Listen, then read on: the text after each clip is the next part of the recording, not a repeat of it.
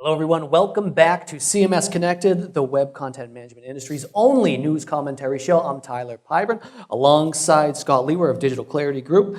It's time for CMS Insider. So Scott, as most everyone knows by now, Panama Papers breach was largest data leak in history with 2.6 terabytes of data, 11.5 million documents, more than 214,000 shell companies exposed. I mean, these are just crazy numbers we're talking about here.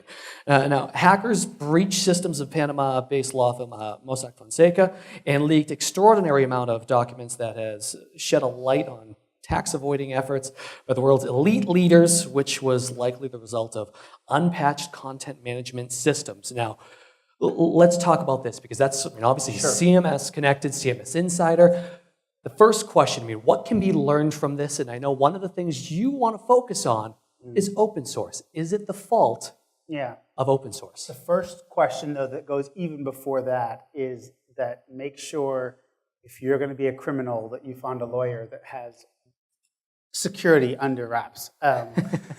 There's been a lot of articles written about the fact that these guys were using Drupal. I think they also had who else they had?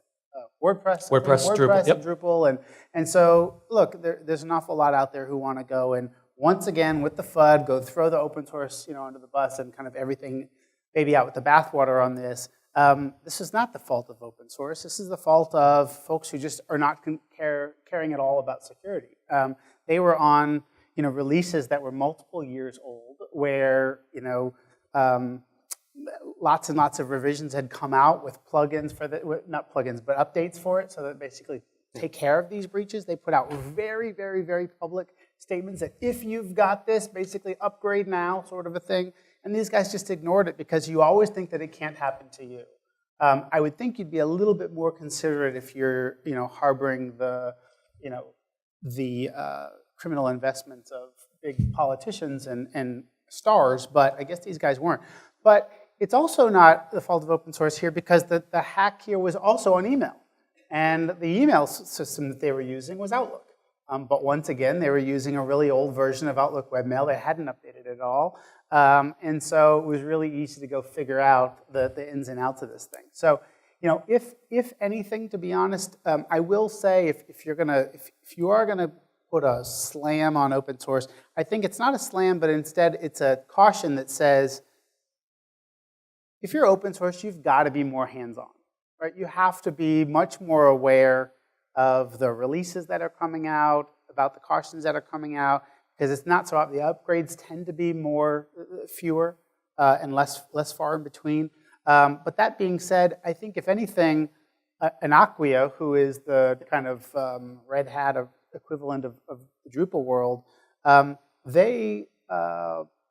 they would benefit by this, because I think if you had an Acquia in place or a professional services group basically was handling this for you, they very much would have taken care of something like that. So if anything, I would imagine that their phones are ringing more because of something like this. But it's not you can have an outdated version of any proprietary system as well, not have updated it, and there be breaches.